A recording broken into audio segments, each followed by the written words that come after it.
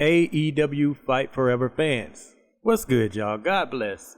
Last week was a real good week. It was a very busy week. We've been getting some decent streams of information that answered some questions, and with promises of more information on the way, I feel like this was a good time to kind of check in with you guys and just kind of go over some of the stuff that we've gotten recently. This is going to be more of a freestyle video. I'm not really going to try to stick to no structure or anything, so we're just going to talk. So let's work. Real quick, I just want to thank you guys for getting me to 600 subscribers. Really appreciate it. All glory to God. 1K on the way. Let's go, man. So I'm just going to kick this off with the thing that I'm probably the most excited about, and that is the career mode. Shout out to Dink Ops, aka Chris Dinker. This man is goated in the wrestling games community. I can't imagine there's anybody in this community that has not heard of Dink Ops. But anyway, he dropped a career mode video, also known as Road to Elite. Basically just giving us some of the first details. Now, unfortunately, I think he was still under embargo with some of the stuff, so he couldn't tell us everything. But we got some pretty decent information, and like some things were definitely answered. Before we go any further though, can we take a minute to salute the fact that Owen Hart, the King of Hearts, the legend, has finally made it back into a video game, bro. If I'm not mistaken, I think the last game that Owen was in was actually like Legends of Wrestling or something. Either way, it's been a minute. Do me a favor, if you're watching this, before you leave, before you click off this video, whether you make it to the end or not, man, go down in the comments and leave a king and a heart emoji. Do that for your boy. Do that for Owen. Now, in terms of the actual career mode itself or Road to Elite, I absolutely love the fact that you do not have to win matches in here, man. Like, there's, from what I understand and what I see, there are no like mandatory win situations. Like, if you lose, I mean, the game goes on. I love that, man. And it actually branches off. That's one of the things like I've been wanting in a wrestling game. It honestly just makes the game feel a lot less linear. And the fact that it branches depending on those wins and losses, man, that really increases the replay value. Like, I can legit see myself running through this game like several different times and actually playing with different wrestlers, because that's something I typically don't do. I normally stick to like my created character, but from what I understand, you may get different dialogue depending on the wrestler that you select. That's something that would make me want to go back through the game to see the different interactions and things like that. I also noticed that this game does not utilize voiceovers, and I understand that some people may or may not be okay with that. Personally, it doesn't bother me. I feel like voiceovers a lot of times can be restrictive, not to mention they can do more harm than good if not done right. Ironically, we need to look no further than this very video, because listening to JR's voiceovers, you could literally feel the couldn't care less coming off the screen. The wait is over. You're watching All Elite Wrestling's Double or Nothing live from Las Vegas. Let's go to the ring for our high-stakes, Vegas-themed Casino Battle Royal match. The winner gets a AEW World Title shot. So, are voiceovers nice? Absolutely. But are they necessary? In my opinion, not so much. Up next, we get into the player stats and skills. From here, we can see the different skill categories, like we see the stat skills, where I'm guessing you have to spend skill points to unlock a new finisher slot and signature slot, stuff like that. And you can also alter the strength. From there, we see the action skill tab, and I'm really interested to see like the different actions that we can perform. Like, we see some base ones. We got the springboard offense, top rope. Guardrail is one that stands out to me. Anti-air, which I think we've seen that where Jericho, I think, caught Britt Baker or something like that. Kip up. But this definitely makes me excited to see what other skills they might have in this game. We also get a look at the passive skills. Now, these just seem like buffs. I mean, I guess depending on how you play the game, like you'll get rewarded for playing a certain way and performing certain things. And we got rebound attack buffs, tope attacks. So it's cool, I guess, to be rewarded for your play style. I mean, buffs, to me, I can kind of take them or leave them, but given that this is like more of the arcade style game, I understand them being in this game. From there, we move on to what looks like a stat tracking and record screen. box scores for you hoops fans out there. It just basically gives you some information regarding your career progress, total matches played, things like that. It's just basically going to keep up with, I guess, everything that you do in the game. It has like, I guess one for your wrestler's record, which I'm guessing that is going to be your created wrestler or whoever you're playing with currently. And then it has the road to elite. So that's the story mode, like everything that you do in story. Honestly, I'm not that interested in it. I mean, it's not something that I'll be like constantly like going back to look at like, ooh, I did this. It's cool to have. I mean, like if you just thumbing through and it's like, oh man, that's cool. I did this so many amount of times and, whatever. But what does interest me though is the UFC Undisputed approach that they took to, I guess, the free time or the time that you have between matches in this game. From what it looks like, they're going to be giving us 4 turns between each show. And with those turns, we could do things like work out, go out to eat, go sightseeing, or do an autograph signing, and even play mini games with the Young Bucks. Now, all of this is cool in theory. However, I did find out that, like, during the training, like, there's no mini game for, like, the training aspect of it. And that kind of strikes me as odd, considering that this game is heavily pro mini games, but they don't have mini games for the training. Like, that's just kind of weird to me. Like, I feel like they could have thrown in like a simple weightlifting or like squatting, push-ups, some cardio, just any kind of little mini games like that, just to kind of make it interactive.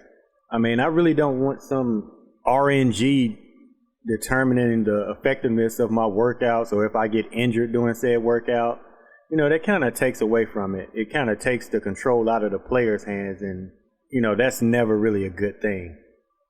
Same kind of goes for the dining experience. I mean, I'm not sure, to what extent that I guess dining is going to have on the game other than maybe like some stat boost. But I mean, I also heard that you can, I guess, kind of pick your diet in here, like if you're a vegan or something. Like, how is that going to play into it? Like, I mean, are you going to be out, like, to a certain establishment and it's like, oh, come to find out your Impossible Burger was very possible and it was actually made out of real beef. Negative 50% morale or something like that. Is that going to happen? Or, I mean, what's the mechanics behind it?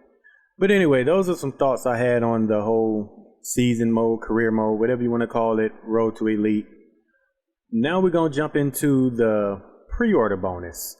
Oh, yes. Mr. Delete himself. We got Broken Matt Hardy as well as the current day Matt Hardy. They're going to be the pre-order bonus. I mean, this is pretty cool, man. I mean, I don't have any problems with this. What I would have liked to seen in a perfect world, though, like, is if they could have gave us maybe Broken Matt, Brother Nero, along with the pre-order, and also the Hardy compound. This would have been a capital W pre-order bonus. But, I mean, hey, I'm cool with the lowercase w. From here, let's segue into talking about the DLC as well as the shop. From the looks of things, we're going to be getting a pair of wrestlers and some additional mini games. To be honest, this first season of DLC is mid! And it's not so much the wrestlers, because I'm all for anything that's going to expand the roster. It's more so the minigames aspect of it. Minigames for me is in the same category as my faction in the WWE 2K series. I'm just not interested. I mean, that's not something that is going to motivate me to play this game. Now, I know what some people are going to say. How do you know you haven't even played them yet? Ugh. The simple answer is because I'm an adult and I know what I like. I mean, it really is that simple. I'm not saying that people can't enjoy these. I mean, not saying that I won't check them out at all, but I mean, that's not the sole reason that I'm looking forward to this game. I'm playing this game because I'm a fan of professional wrestling games and I want to play a professional wrestling game experience. Mini games hold no bearing over that. And just like we mentioned with the Road to Elite, if we're going to have mini games, I prefer that they align with the gameplay aspects of things, such as chain wrestling or deeper submission system, strike battles, stuff like that. Or if there's something that translates into the actual wrestling game, like just say if there are games that will actually help you work on your reversal mechanics or something. But that's just my personal preference, man. In no way am I trying to shame anybody for liking mini games. I mean, if that's something that you will find yourself enjoying in this game, hey, I applaud you, man. I'm happy for you. Now, the store does have a lot of potential because from what it looks like, you know, this is where they're going to be putting like alternate attires and like updated arenas and things like that. Like, that's cool. My only thing is, like, I wonder how often they're going to update the store, you know, to kind of reflect the things that we see, like after a pay-per-view or something. Like if we see a particular gear that we like, I mean, how long is it going to be before they put that on the store and make it available to everybody? I heard a couple people say that they liken the store and their DLC model to Fortnite. I'm going to be honest, I've never personally played Fortnite or really got into it like that. So I don't really know how the season pass thing works. But as someone who pre-ordered the Elite edition of this game, if it's some kind of business model to where like when season 2 comes out, they're going to give us another like 6 wrestlers and a handful of mini games and charge $25 for it again. Yeah, I'm going to feel some type of way about that, man. That would be a huge L. Hopefully that's not the case, but we just have to wait and see. Overall, in terms of the DLC, admittedly, I'm kind of lukewarm on that. The store model does have a lot of potential, like I said before. If I had to choose, I would still rather have community creations. But as of right now, that might not necessarily be a fair assessment to make because we don't know what the plan is going to be for the store moving forward. Another thing I kind of wanted to touch on before we move forward real quick was the in-game currency. I do love how it appears that every game mode is going to reward you for playing the game.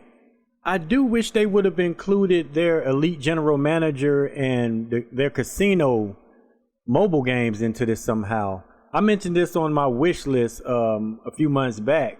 I wish that they would have developed some kind of ecosystem that involved both their mobile games as well as AEW Fight Forever. So like if you're out and you're playing the casino game, any money that you earn from that, like you could transfer that to AEW Fight Forever and you're able to purchase, you know, in-game things. Same with the general manager mode. Like if you put on good matches and you earn currency through those matches, you should be able to use that in Fight Forever as well. I mean, I think that would have been a nice little tie-in if they could have pulled that off. But anyway, let's move on to the weapon video that we got from CM Pulse. Another OG in the game, man. Shout out to CM Pulse, man. I love his content, man. He goes crazy on commentary. This video also features Dink Ops and BDE. Again, salute to Chris and Brandon, as well as Johnny from New Legacy. I feel like New Legacy are the people's champ of the wrestling games community when it comes to beta testing and quality control over these games, bro. If something can be broken in a game, they're gonna break it, man, and it is hilarious most of the time. They have a unique talent of just making every game I've seen them play just look like so much fun, man. And this video is no different. In terms of the gameplay, this video did a great job of just showcasing the weapons that are in the game and just like the sheer amount of weapons that you can have on screen at once, let alone like the crazy interactions that you can have.